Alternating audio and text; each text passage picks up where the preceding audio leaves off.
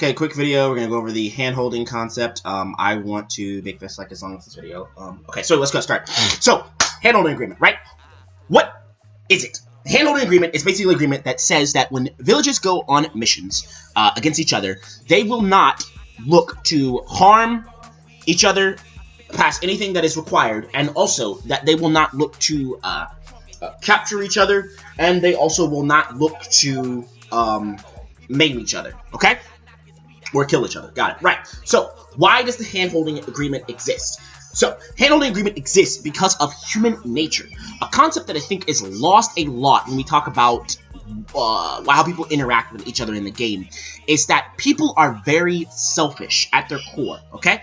This is so far dated back that I can't even begin to get into it. But basically, we're going to just go with a quick I should say maybe social psychology type, political, whatever. I don't really know the exact term. So basically, the reason why governments exist in general is because there is an agreement between a lot of people that all say that, hey, we don't want to be in quote-unquote the state of nature, which is the state of nature is where everything is terrible, everybody has to kill each other because people don't trust each other, and they're all looking out for number one, and it's the only way to protect number one. Okay, that is the state of nature. So quick summary on it. Okay. People do not want to play in the state of nature. It is not fun, and the reason, so to prevent the state of nature, we have government, we have an agreement that says that we will give up our rights to some higher power, and in that higher power needs to, number one, protect us from other people who would like to infringe upon our rights, but also at the same time, those people, it makes sure that we can basically live and function, okay? So, now that we have that established, this game is basically where we have a constant state of nature. Now, people do not want to live in the state of nature, as we've already gone over. So because of that, what ends up happening is people need to find a way to get around that. Now, currently, the way it works is you have C-rank missions that are the penalty for losing a C-rank mission is going to be a Ghanim will lose a hand or a limb or something of that nature. Something of that nature is what the penalty is potentially. Okay? Now, there's no death penalty. You cannot have death, right? B-rank missions, the penalty is you can potentially lose a hand or you can potentially lose your life on any B-rank mission. We're not talking about trials. Trials are a whole different thing. Now, here's what's going on. People interpret this as this is a state of nature type concept mentally. So they're not going to do things that are going to threaten putting them in the state of nature typically, which means that people do not want to put themselves in a situation where they have to be worrying about these things in their own constant fights or in their own constant experience with the game. Now, the next thing to keep in mind is people play games for casuality, which means that they play them to have fun and to not worry about things that would typically stress them out, and also not to be concerned with losing all the time. Losing is more of a competitive type thing for people who are like, it was like high up, like, right? So in like Halo, you had like MLG competitive. In League of Legends, you have ranked competitive. In Yu-Gi-Oh, you have tournaments, and also like ranked competitive when you talk about like online type shit. But there needs to be a sense of casuality. There needs to be a way to cater to casual players who want to just play and not worry about the loss, and also have a good time and still do their best, but know that if they lose, they learn from it, and it's not a big penalty. However, this game does not have that, because number one, losing a limb is still a penalty. Number two, losing your life is 100% a penalty.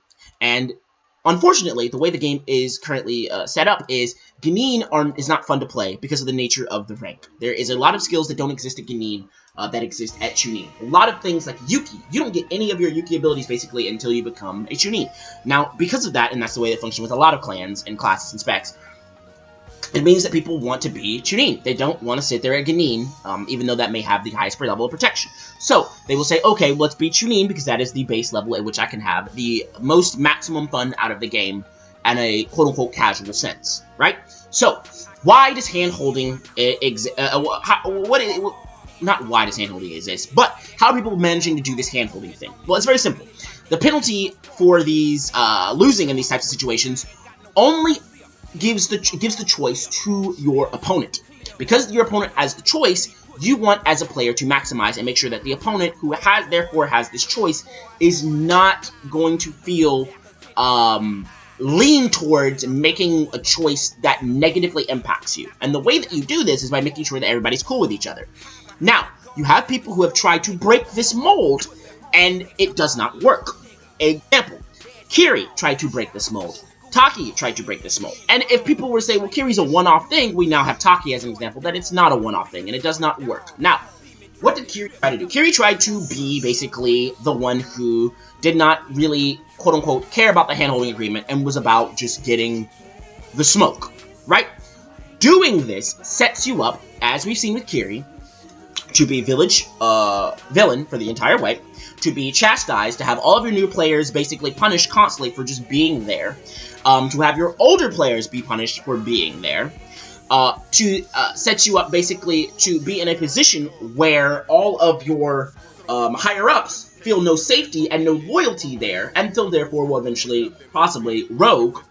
It also means that because you don't have an influx of newer players, because they don't give a shit about you, all the villagers hate you, and regardless of whether or not you attack a village, regardless of if you attack the village itself, if you attack Jimmy, who is in Konoha, and Jimmy has Johnny, who is his best friend, OOCOI, and Johnny's in Kumo, if Johnny is going to find out a way to find out what you did to Jimmy, OOCOI, and he's going to make sure to find a way to do that, find out Icy, and then he's going to punish you for, or Johnny's not going to give a fuck, and he's just going to be like, you fucked up Jimmy.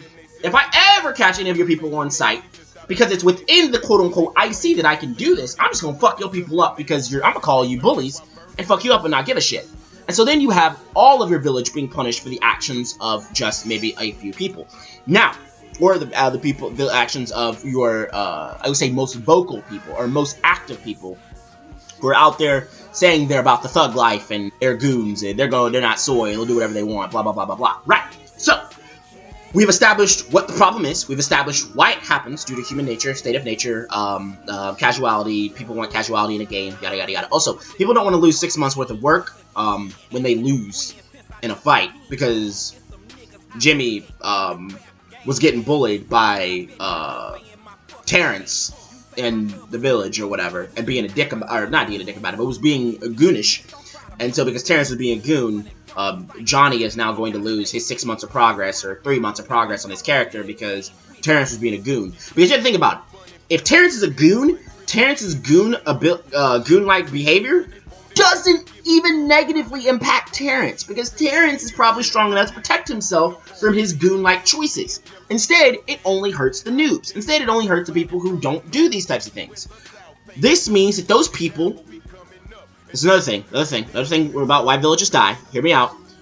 This means that because Terrence is a goon in Taki or Kiri, and he's negatively impacting all the low-level players in his village, or the people who lose in his village, who are not about that life, to lose or die or get delimbed, they say, fuck Terrence and what he's got going on. He makes my life hell because of the shit he does. I'm never going to play here again, and they leave. And that's why these villages die off, Taki and Kiri. Okay, now, how do we prevent the handholding agreement? How do we protect and allow Terrence to do what he wants to do and be a goon? How do we make it so that Terrence can be a goon, but at the same time, we can allow the casuals to be okay? Well, this is a very controversial solution. People don't like it. But what you need to do is you need to introduce casuality to the game.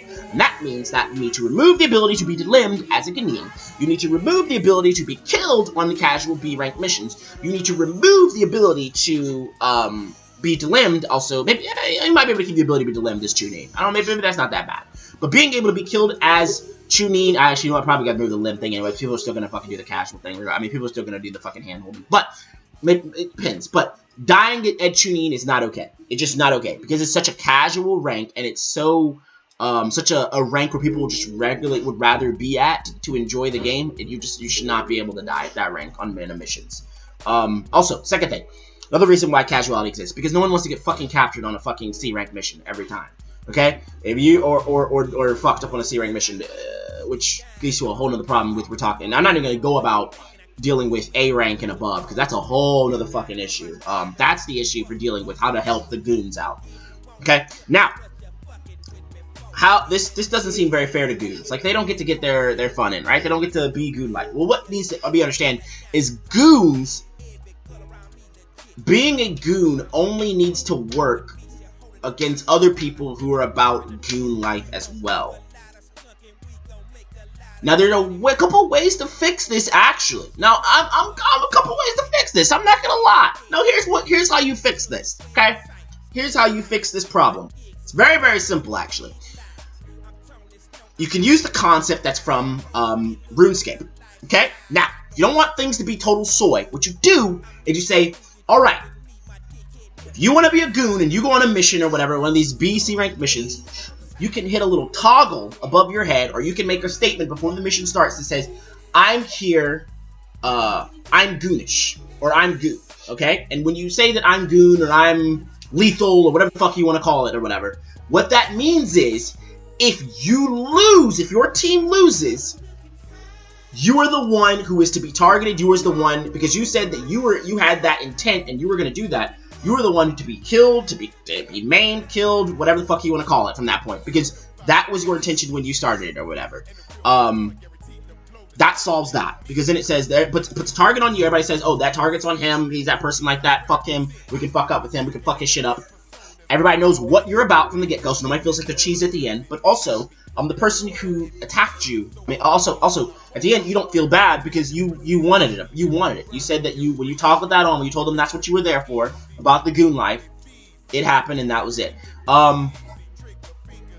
Yeah. So, I mean, this is not cool, full explanation. And the next video, I will go into a full explanation of how to really solve, the goon problem.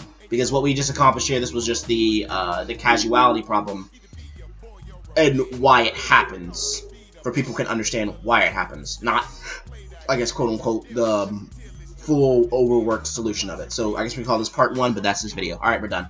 10 minutes. 11 minutes, basically, but whatever.